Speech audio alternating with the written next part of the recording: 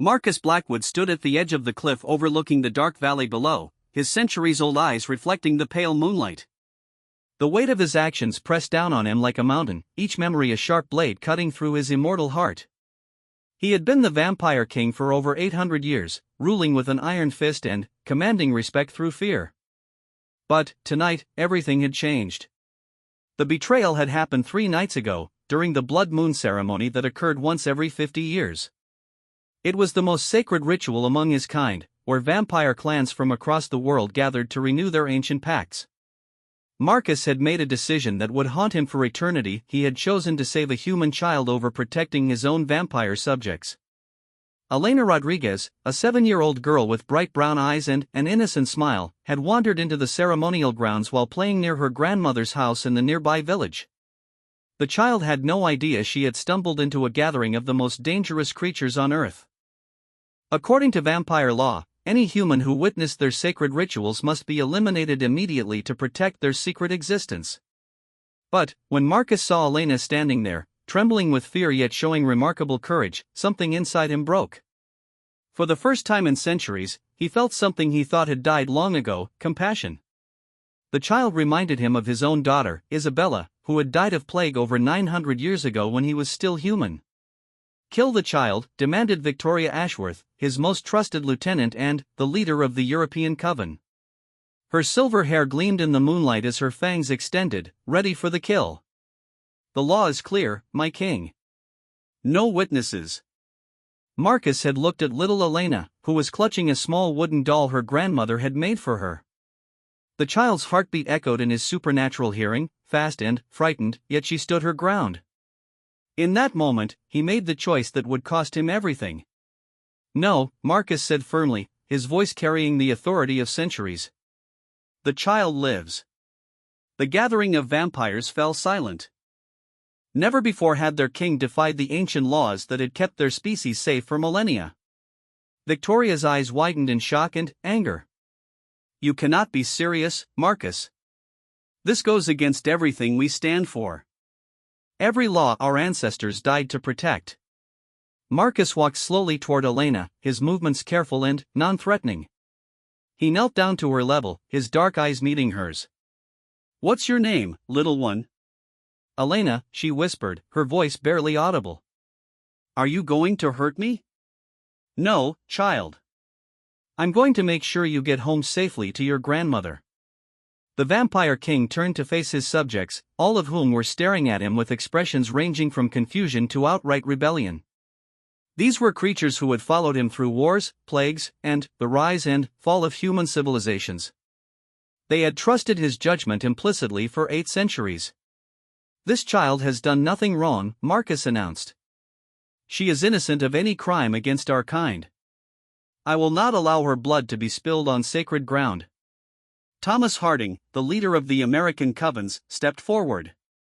He was one of Marcus's oldest allies, turned during the Civil War. "My king, with respect, you're asking us to ignore laws that have protected us since the beginning of our existence. If humans discover us, then we will deal with that when it happens," Marcus interrupted. "But, tonight, this child lives." He gently took Elena's hand and began walking her toward the edge of the ceremonial grounds. Behind him, he could hear the angry murmurs of his subjects growing louder. Some were calling for his removal as king.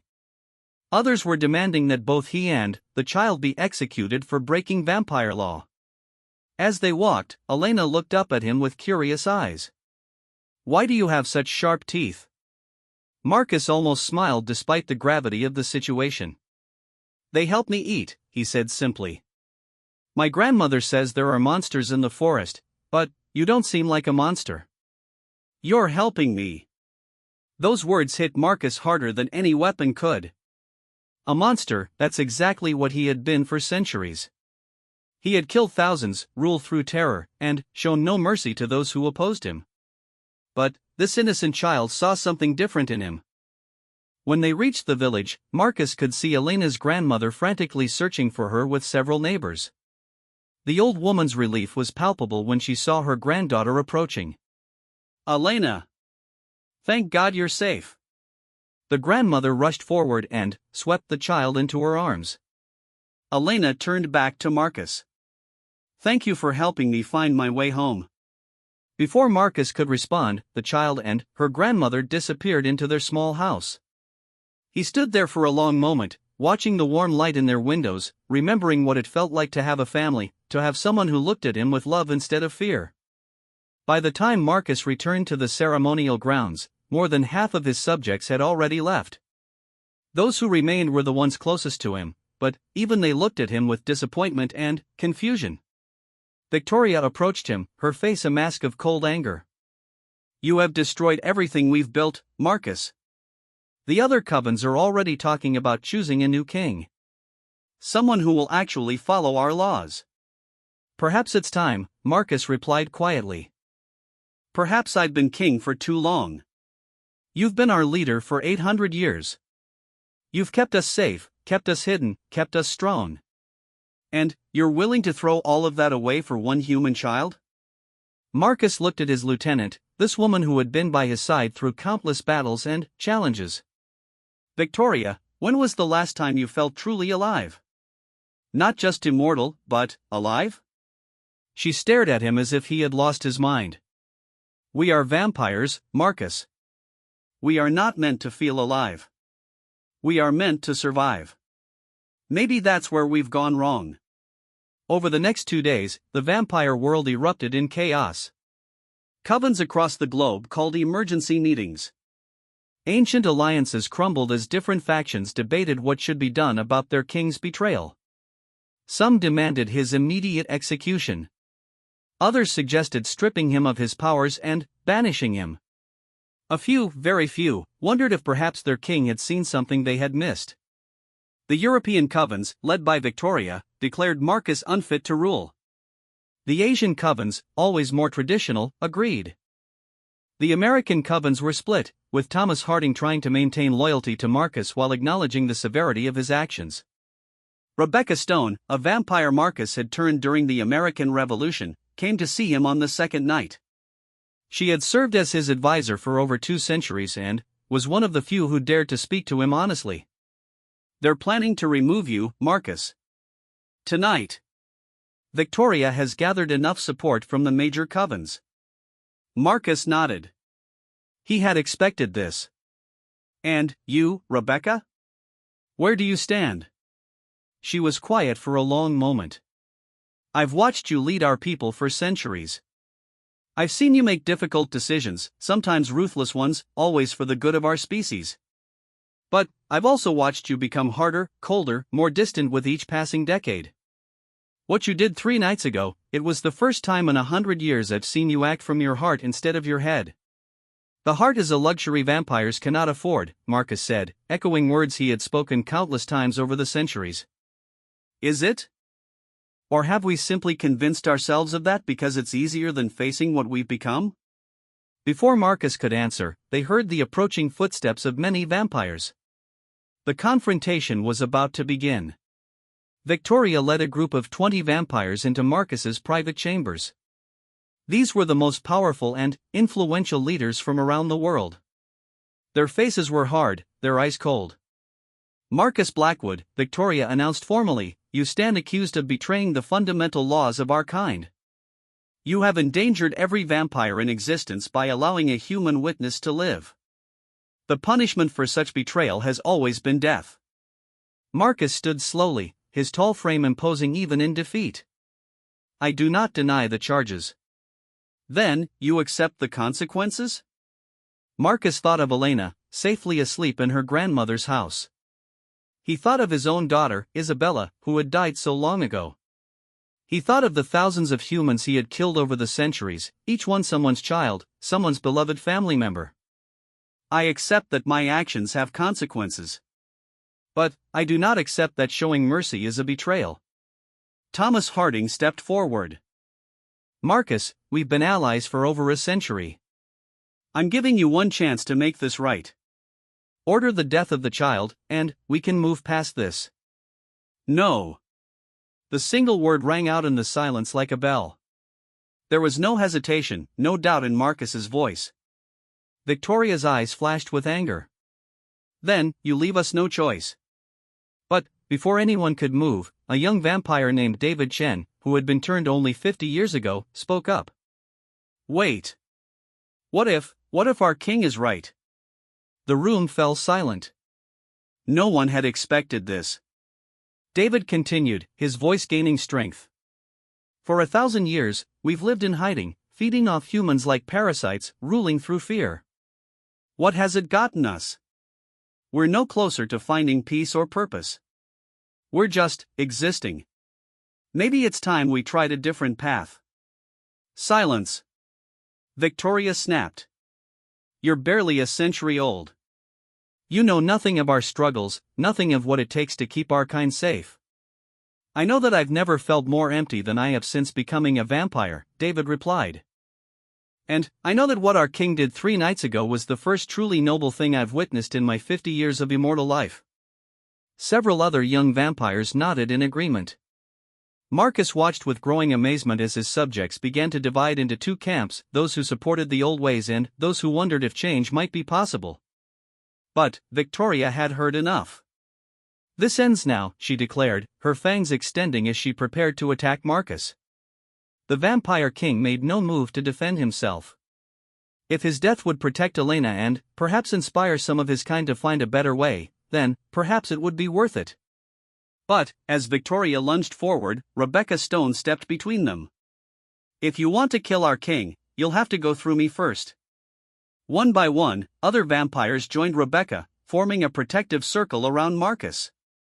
To his surprise, it wasn't just the young ones. Some of his oldest allies, vampires who had served him for centuries, chose to stand with him.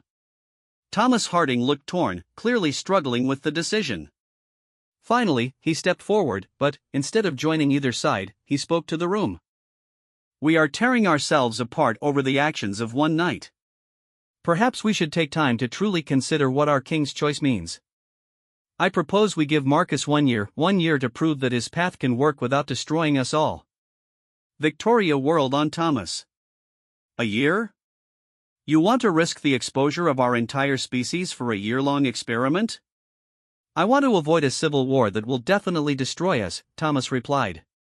1 year. If Marcus can show us that mercy and compassion can coexist with our survival, then, perhaps we learn something. If he fails, if his actions lead to our exposure or destruction, then, we handle this permanently. The room erupted in arguments. Some vampires supported Thomas's proposal, others demanded immediate action. But, gradually, a consensus began to emerge. 1 year. Marcus would have 1 year to prove that a vampire could show mercy without dooming his entire species. As the other vampires filed out, still arguing among themselves, Victoria approached Marcus one last time. You have condemned us all, she said quietly. And, when this year is over, when your foolish compassion has led to our destruction, I will be the one to end you myself. Marcus met her gaze steadily. If I am wrong, Victoria, then, I will welcome that ending. After everyone had left, Marcus stood alone in his chambers, the weight of 8 centuries of kingship suddenly, feeling heavier than ever. He had 1 year to prove that a vampire could change, could be something more than a monster. 1 year to find redemption for centuries of darkness. He walked to his window and looked out toward the village where Elena slept peacefully, unaware that her life had started a revolution in the vampire world. For the first time in centuries, Marcus Blackwood felt something he had almost forgotten, hope. But, he also felt something else, the crushing responsibility of proving that even monsters could find redemption. The next year would test everything he believed about himself and his kind. And, if he failed, the consequences would be far worse than his own death. The Vampire King's journey toward redemption was about to begin, but the path ahead was darker and more dangerous than anything he had faced in 800 years of immortal existence. 6 months had passed since Marcus Blackwood made the decision that shattered his world. The Vampire King who once ruled from a Gothic castle now lived in a simple cabin deep in the Montana wilderness, far from any human settlement. His magnificent throne room had been replaced by a single room with basic furniture and walls lined with books he had collected over the centuries. The year of proving himself was not going as Marcus had hoped. 3 vampire covens had already been exposed to human authorities because younger vampires, inspired by his act of mercy, had become careless. In Romania, a newly turned vampire named Peter Volkov had saved a human family from a house fire, but his supernatural speed had been caught on security cameras. In Japan, a vampire named Yuki Tanaka had intervened to stop a human trafficking ring, but left too much evidence of her inhuman strength. Each incident sent shockwaves through the vampire community and brought Victoria Ashworth one step closer to gathering enough support to end Marcus's experiment permanently. Marcus sat at his wooden desk, reading reports that Rebecca Stone brought him weekly. The news was rarely good. The Vampire Council, which had never formally existed before but had emerged from the chaos of his decision, was meeting again in Vienna. Victoria now led this council, and her influence grew stronger with each passing month. A knock at his door interrupted his thoughts. Marcus looked up to see Elena Rodriguez standing on his porch, now 8 years old and noticeably taller than when they first met. Her grandmother, Isabella Rodriguez, stood behind her, looking nervous but determined. "Hello, Mr. Marcus," Elena said with a bright smile. "Grandma says we need to talk to you." Marcus's dead heart seemed to skip a beat. In all his centuries of existence, he had never expected the child he saved to seek him out. He quickly opened the door, his enhanced hearing already picking up the sound of a car driving away down the mountain road. "Elena, how did you find me? How did you get here?" Isabella Rodriguez stepped forward. She was a woman in her 70s, with silver hair and kind eyes that reminded Marcus painfully of his own mother from centuries ago. "My granddaughter has been having dreams, Mr. Blackwood. Dreams about you. She insisted we come." Marcus invited them inside, his mind racing. Vampires couldn't be tracked through dreams, and humans certainly couldn't locate them supernaturally. This was something entirely new. Elena made herself comfortable in his simple living room, looking around with curiosity rather than fear. "You have so many books. Do you read all of them?" "I've had a lot of time to read," Marcus said carefully. "Elena, tell me about these dreams." The little girl's expression became serious, far too serious for someone her age. "I see you helping people, but you're very sad. And there are others like you who are angry about it. They want to hurt you." Marcus exchanged a glance with Isabella, who looked as surprised as he felt. "There's more," Elena continued. "I dream about a lady with silver hair who wants to kill you. And I see fire, lots of fire. People running and screaming. Victoria." The child was somehow seeing Victoria Ashworth in her dreams, and apparently glimpsing possible futures. Marcus had heard legends of humans with supernatural sensitivity, but he had never encountered one. Isabella sat down beside her granddaughter. "Elena started having these dreams a month ago. She kept saying we needed to find the man with the kind eyes who saved her. I thought it was just a child's imagination until she started describing things she couldn't possibly know." "What kind of things?" "She drew a picture of a woman who perfectly matched someone I saw on the news," Isabella explained. "A European businesswoman who was supposed to be in meetings in Geneva, but Elena said she was actually in New York. I looked it up, the woman had secretly flown to New York for private meetings that weren't announced until days later." Marcus studied Elena carefully. The child was looking at him with those same brave, innocent eyes from 6 months ago, but now there was something else there, a depth of understanding that no 8-year-old should possess. "Elena, in your dreams, what happens with the fire?" "Bad things," she whispered. "People like you fighting each other. Humans getting hurt because they're caught in the middle. Whole cities burning." She looked up at him with tears in her eyes. "But it doesn't have to happen. I see other paths too, where everyone is safe." Marcus felt a chill run through his immortal body. If this child truly had the gift of foresight, then the vampire world was in more danger than he had realized. "Why did you come here, Elena? What do you think I can do?" The little girl stood up and walked to him, placing her small hand on his large one. The moment their skin touched, Marcus experienced something extraordinary, a flash of vision, showing him scenes of possible futures. He saw himself standing before the Vampire Council in chains. He saw Victoria leading an army of traditional vampires in a war against those who supported change. He saw human cities in flames as the conflict spilled over into the mortal world. But he also saw other possibilities: vampires and humans working together, his kind using their abilities to heal rather than harm, a world where both species could coexist openly. The vision ended, leaving Marcus breathless and shaken. Elena smiled up at him. "You see it too now, don't you? That's why I had to find you. You're the only one who can choose which future happens." Over the next hour, Elena shared more of her visions while her grandmother listened with growing amazement and concern. The child described vampire gatherings she had never seen, named vampires she had never met, and provided details about the supernatural world that should have been impossible for her to know. Most importantly, she revealed that Victoria's plan was more advanced than Marcus had realized. The European vampire was not just gathering support to remove him from power, she was preparing for what she called the Great Cleansing, a systematic elimination of any vampire who showed sympathy for humans, followed by an expansion of vampire control over human governments. She believes vampires should rule humans openly, Elena explained. She thinks hiding is weakness. In my dreams, I see her turning world leaders into vampires, creating an empire where humans are just food and servants. Marcus realized that his act of mercy had done more than break vampire law. It had accelerated a conflict that had been brewing for centuries between vampires who saw humans as prey and those who retained some connection to their former humanity. "What can I do?" Marcus asked. "I'm just one vampire. Most of my kind now see me as a traitor." "You have friends you don't know about yet," Elena said. "And you have something Victoria doesn't." "What's that?" "Hope. She's been a vampire for so long, she's forgotten what it feels like to care about anything except power."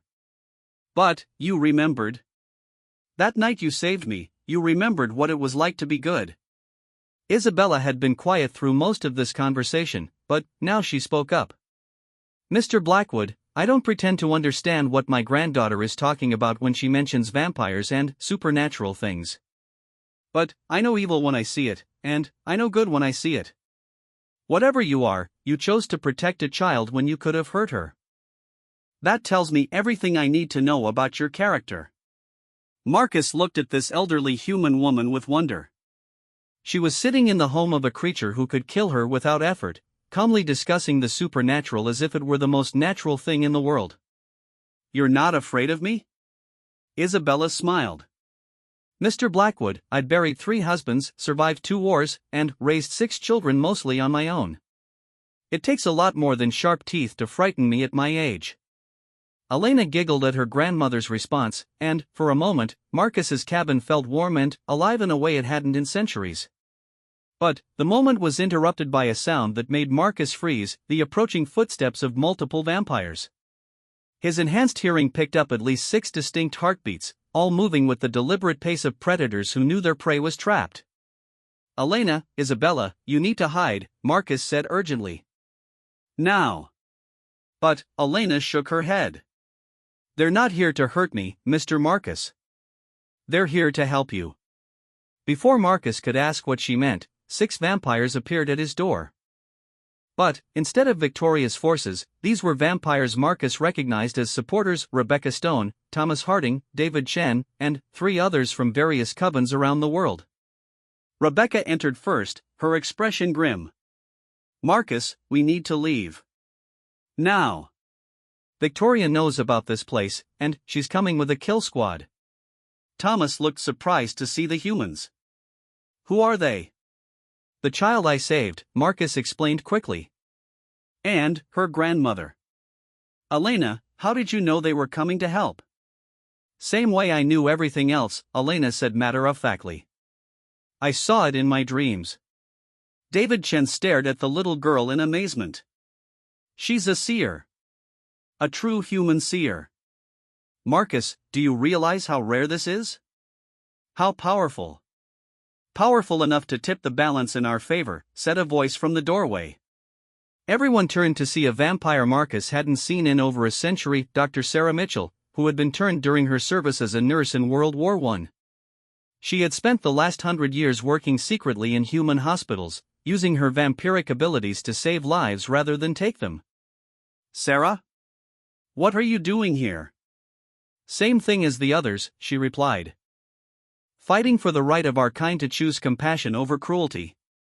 She looked at Elena with professional curiosity.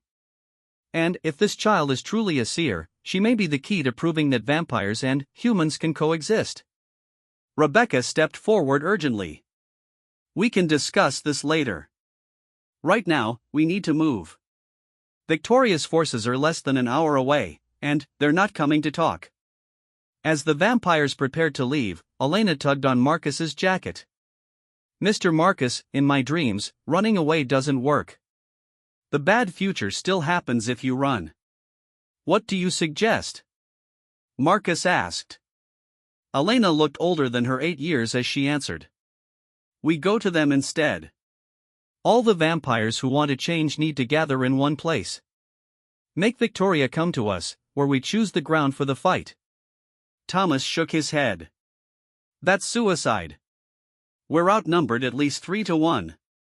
Not if we're fighting for something bigger than just survival, Elena said. Mr. Marcus, in the good futures I see, you're not fighting against the old vampires. You're fighting for all the humans and vampires who want to live together in peace. Marcus looked around at his allies, these vampires who had risked everything to support his choice for mercy. Then, he looked at Elena and Isabella, 2 humans who had sought him out to offer their help despite the danger. Where, he asked Elena. If we're going to make a stand, where do we do it? Elena closed her eyes for a moment, as if consulting her inner visions. When she opened them, she smiled. There's a place where the old magic is strongest, where the first vampires made their covenant with the darkness. If you're going to change what vampires are, you need to do it there. The Carpathian Mountains, Sarah whispered. The original vampire homeland in Romania. Marcus felt a chill of recognition. Elena was suggesting they return to the very place where vampire civilization had begun, where the ancient laws that governed his kind had first been written. It was either the perfect place for rebirth or the ideal location for their complete destruction. How long do we have? Marcus asked Rebecca. If we leave now and gather our allies along the way, we might have 2 weeks before Victoria realizes where we're going and follows us there. Marcus looked at Elena one more time. Are you certain about this path? In your visions, do we succeed? Elena's expression grew sad. I see many possible futures, Mr. Marcus. In some, everyone lives and the world becomes beautiful. In others. She trailed off, unable to finish. In others? In others, almost everyone dies, but the few who survive build something better for their children. The weight of that revelation settled over the room like a heavy blanket. Marcus was asking his allies to risk everything, their lives, their existence, the future of both vampires and humans, on the hope that change was possible. Isabella stood up and took her granddaughter's hand. We're going with you. Absolutely not, Marcus said immediately. This is going to be a war zone. This is our world too, Isabella replied firmly. And Elena's visions are the only advantage you have. Where she goes, I go. Elena nodded gravely. Besides, in all the good futures, Grandma and I are there with you. We're part of what makes it work. Marcus looked around at his allies, these vampires who had chosen hope over fear, change over tradition. Then, he looked at the 2 humans who had somehow become central to determining the fate of both species. Then, we go to Romania, he said finally. We make our stand where it all began. And we pray that mercy and compassion are stronger than centuries of darkness and fear. As they prepared to leave, Elena approached Marcus one more time. Mr. Marcus, can I ask you something? Of course. In your heart, do you believe vampires can change? Really change? Marcus was quiet for a long moment, thinking about the question that would determine everything. Finally, he knelt down to Elena's level and looked into her wise, innocent eyes. 6 months ago, I would have said no.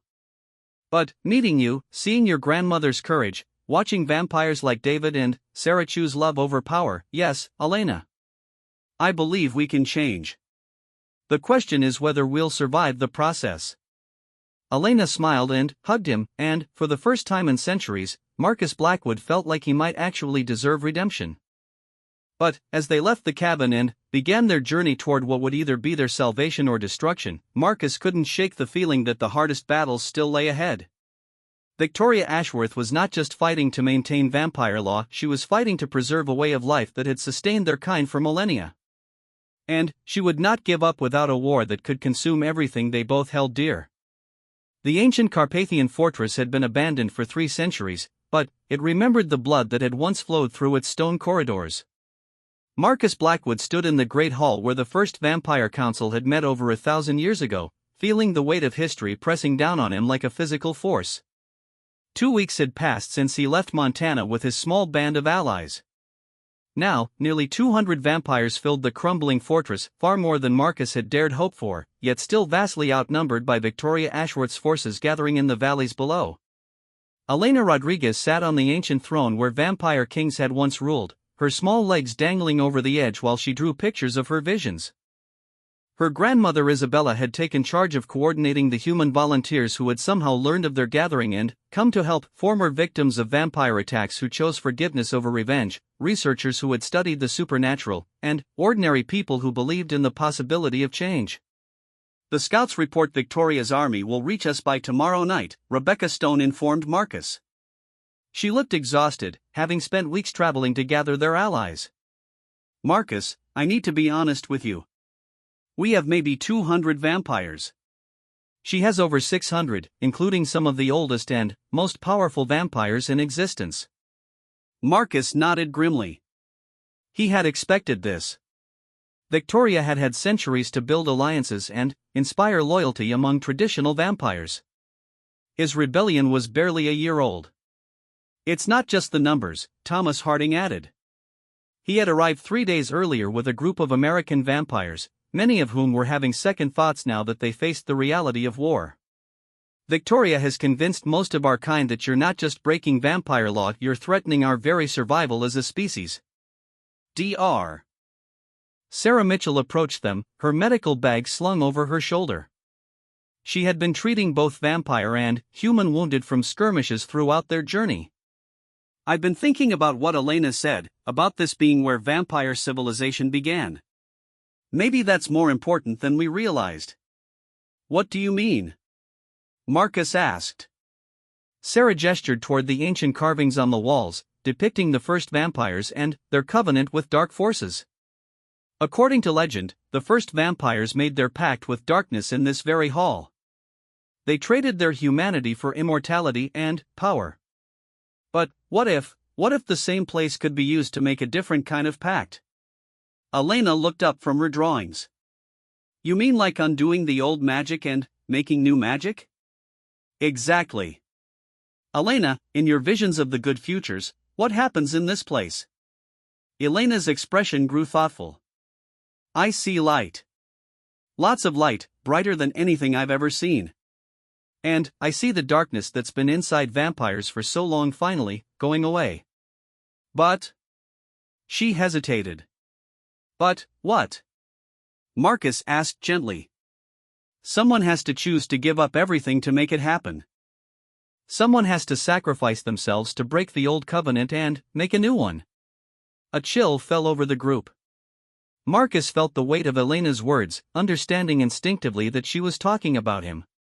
The vampire king who had started this revolution would have to pay the ultimate price to complete it. "There might be another way," said a voice from the entrance to the hall. Everyone turned to see David Chen entering with a vampire none of them recognized, an elderly man with silver hair and kind eyes who moved with the careful dignity of great age. "This is Professor Michael O'Brien," David announced. "He's been studying vampire lore for over 2 centuries. I found him in a monastery in Tibet, where he's been researching alternatives to our traditional existence." Professor O'Brien bowed respectfully to Marcus. "Your Majesty, I've spent 200 years looking for ways vampires might evolve beyond our current limitations. What young Elena describes in her visions matches texts I've found from the earliest days of our kind." "What texts?" Rebecca asked. Records that suggest the original vampire transformation was not meant to be permanent, O'Brien explained. The first vampires were intended to be guardians, protectors of humanity who would use their enhanced abilities to defend against supernatural threats. But the power corrupted them, and they forgot their original purpose. Isabella Rodriguez spoke up from where she was organizing supplies. So you're saying vampires were meant to be heroes, not monsters? In the beginning, yes. The ability to live without aging, the enhanced strength and speed, the connection to supernatural forces, all of it was meant to serve humanity, not prey upon it. Elena stood up on the throne, her young voice carrying clearly through the hall. Professor O'Brien, in my dreams, I see a ceremony. Vampires standing in a circle, choosing to give up their need for blood in exchange for something else. But I can never see what that something else is. O'Brien's eyes widened. The Covenant of Light. I found references to it in manuscripts from before the Dark Ages, but I thought it was just mythology. According to legend, vampires could choose to transform again, trading their thirst for blood for the ability to sustain themselves on positive human emotions, love, hope, compassion. That's impossible, Thomas said immediately. Vampires need blood to survive. It's fundamental to our nature. Is it? Sarah asked. Marcus, when you saved Elena, how did you feel in that moment? Not physically, but emotionally. Marcus thought back to that night 6 months ago. I felt alive. More alive than I had in centuries. Like I remembered who I used to be before I became a monster. And, since then? The vampires who have joined us, how do they sustain themselves differently? Marcus realized what she was getting at. Many of the vampires who had joined his cause had indeed changed their feeding habits. Instead of killing, they fed minimally from willing donors. Some, like Sarah, had found that helping humans actually seemed to sustain them in ways that traditional feeding never had. Elena clapped her hands excitedly. That's it. That's what I see in the good futures. Vampires who protect people instead of hurting them, who make humans feel safe and loved instead of afraid. And, somehow, that love feeds them better than blood ever did. Professor O'Brien nodded eagerly. The texts describe the ceremony, but it requires 3 things: the willing participation of vampires ready to change, the presence of humans who choose to trust them despite centuries of fear, and... He paused. And, what? Marcus asked. A sacrifice. Someone with the power to break the original covenant must give up that power willingly. In the old texts, it was always a vampire king who had to make this choice. The hall fell silent as everyone realized what this meant. Marcus would not just have to risk his life in battle against victorious forces, he would have to sacrifice his immortality, his supernatural power, everything that made him a vampire king. If I do this, Marcus said slowly, what happens to me? According to the texts, you would become human again. Mortal. You would age and, eventually die like any normal man. Marcus looked around at the vampires who had followed him, then, at the humans who had chosen to trust him. Finally, his gaze settled on Elena, this extraordinary child who had shown him that redemption was possible. And the others? The vampires who participate in the ceremony?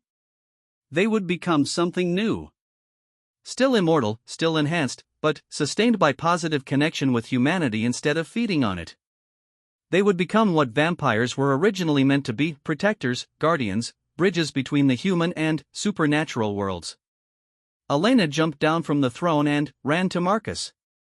Mr. Marcus, you don't have to decide right now. First we have to survive tomorrow night. She was right. Victoria's army was approaching, and they still had a war to fight before any ceremonies could take place. But Marcus felt something he hadn't experienced in centuries: genuine hope for the future.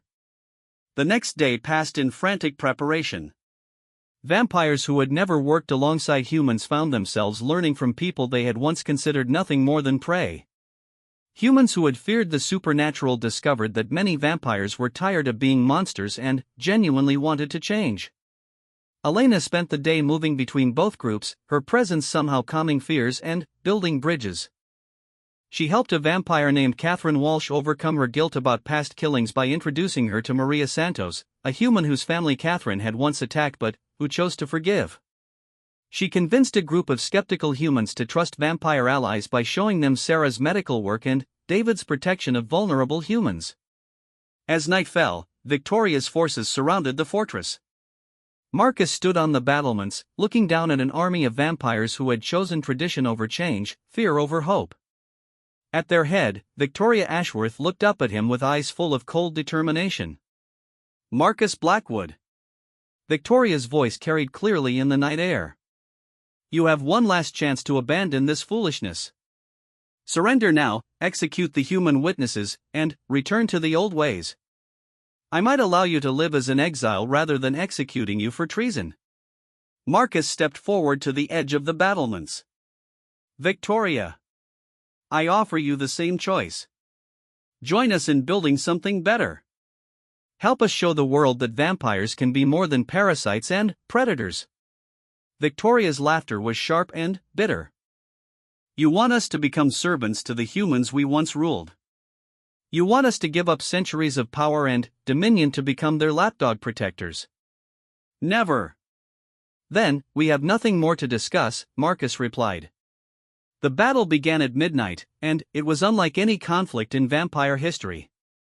This was not just a war between different covens or political factions, it was a war between two completely different visions of what vampires could be. Victoria's forces attacked with the brutal efficiency of experienced predators. They were stronger, faster, and more numerous than Marcus's rebels. But they fought for preservation of the status quo, for maintaining power and dominion. Marcus's vampires fought for something entirely different. They fought alongside humans, protecting mortal allies who supplied them with weapons, medical care, and strategic support. They fought not to destroy their enemies but to prove that cooperation between species was possible. Elena and Isabella had been placed in the most secure part of the fortress, but the little girl kept insisting she needed to be in the Great Hall. The ceremony has to start now, she told Rebecca urgently. While the battle is happening. It's the only way to show everyone that change is really possible.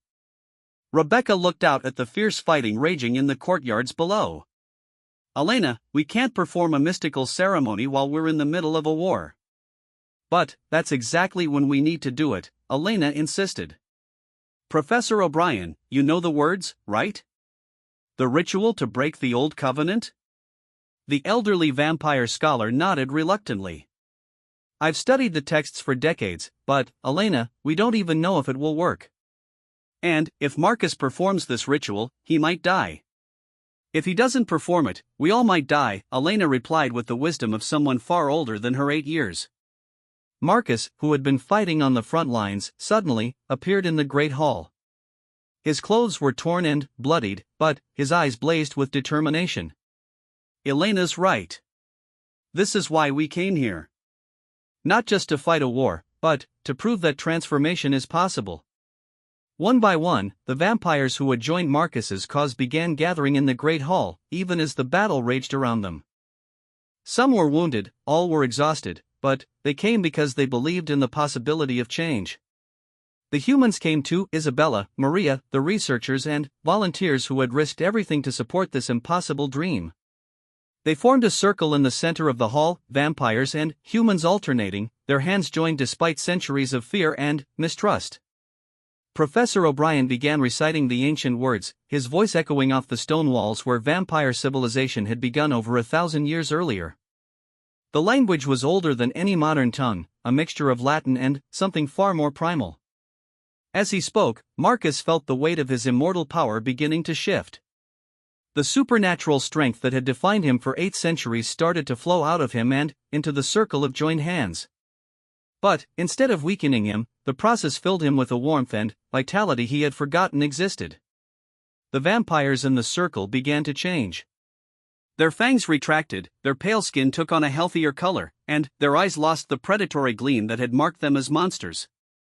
But they were still clearly more than human, there was a radiance about them, a sense of power channeled toward protection rather than predation. Outside, the battle was shifting. Victoria's forces, sensing the magical transformation taking place in the Great Hall, redoubled their attacks. But something extraordinary was happening to Marcus's defenders. The vampires who had not yet joined the ceremony found themselves fighting with renewed strength and purpose. The humans, no longer paralyzed by fear, fought alongside their supernatural allies with unprecedented courage. Elena, still holding hands with the vampires and humans in the circle, suddenly opened her eyes wide. Victoria's coming here. She's going to try to stop the ceremony. Before anyone could react, Victoria Ashworth burst into the Great Hall with a dozen of her most powerful allies. Her eyes blazed with fury as she saw the transformation ritual in progress. "You're destroying everything," she screamed at Marcus. "Thousands of years of vampire civilization, and you're throwing it away for these weak mortals." Marcus, his power nearly completely transferred, looked at Victoria with eyes that were no longer those of a vampire king but of a man who had found his humanity again.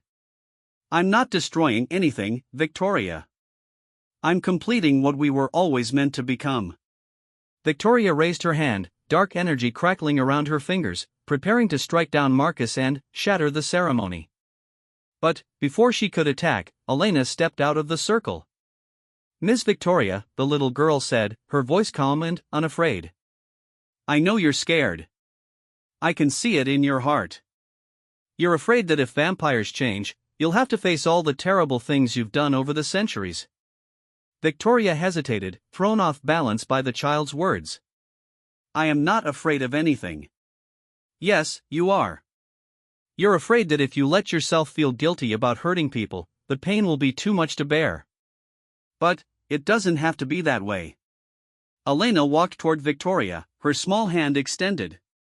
"I've seen your future too, Miss Victoria. In some of my dreams, you join the circle. You let go of the anger and fear that's been eating at you for so long. And you become one of the strongest protectors humanity has ever known." For a moment, Victoria's expression wavered. Marcus could see the internal struggle, centuries of darkness warring against a spark of hope that Elena's words had ignited. But then, Victoria's face hardened again. "No. I will not be weak. I will not serve humans who are nothing more than cattle." She raised her hand again, power gathering for a killing blow aimed at Elena. Marcus tried to move to protect the child, but his vampire speed was gone, his supernatural strength drained by the ceremony. But before Victoria could strike, her own lieutenant stepped between her and Elena. It was James Morrison, a vampire Victoria had turned during the English Civil War and who had served her loyally for over 3 centuries. "Enough," James said quietly. "Victoria, I've followed you for 300 years. I've killed for you, conquered for you, believed in your vision of vampire superiority. But I will not watch you murder a child who offers nothing but love." Victoria stared at her oldest ally in shock. "James, you cannot be serious." "I am deadly serious. This child has shown more courage and wisdom in 8 years than we have in centuries of existence. If she can forgive vampires for all the harm we've done, perhaps we can forgive ourselves and choose a better path."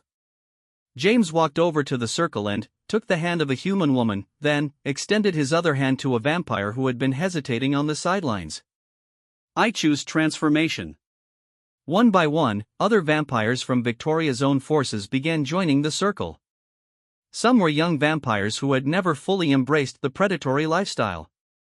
Others were ancient vampires who, like James, were tired of centuries of darkness and cruelty. Victoria watched in growing horror as her army dissolved around her. "This is madness. You're all mad." Elena approached Victoria one more time, her small hand still extended in friendship. "It's not madness, Ms. Victoria. It's hope. And it's not too late for you." Victoria looked down at the child who had started this revolution simply by existing, simply by showing a vampire king that mercy was possible. For just a moment, Marcus thought he saw tears in Victoria's ancient eyes. But then, she stepped back, shaking her head. "I cannot. I will not. If this is what vampires are becoming, then I choose to remain what we were." Victoria turned and walked out of the Great Hall, her remaining loyal followers trailing behind her. They would not fight anymore tonight, their army was broken, their cause abandoned by too many converts. The ceremony continued through the night. By dawn, over 400 vampires had chosen transformation, becoming something new, immortal guardians sustained by positive connection with humanity rather than feeding upon it. Marcus, now fully human again, watched with wonder as former monsters became protectors, predators became healers. Elena found him as the sun was rising, painting the ancient fortress in shades of gold and pink.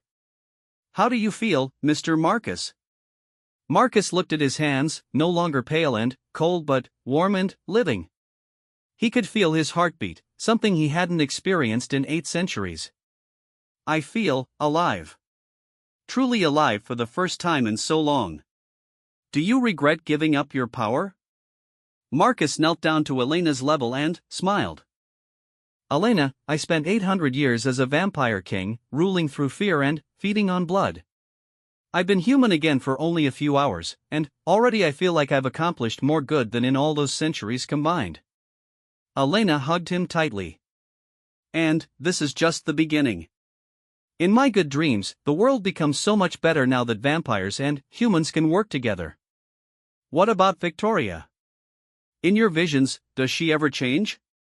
Elena's expression grew thoughtful. "Some futures, yes. Some futures, no.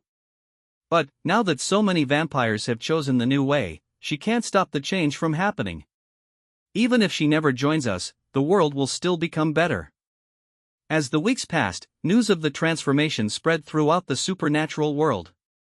The vampires who had undergone the ceremony began using their immortal lives and enhanced abilities to protect humanity. Some became doctors who could work tirelessly to save lives, others became rescuers who could reach disaster victims no human could save, still others became counselors and teachers who used centuries of experience to guide and heal.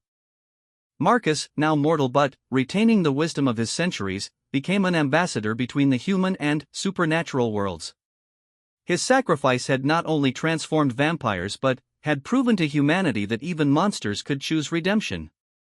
Elena continued having visions, now helping to guide the integration of transformed vampires into human society.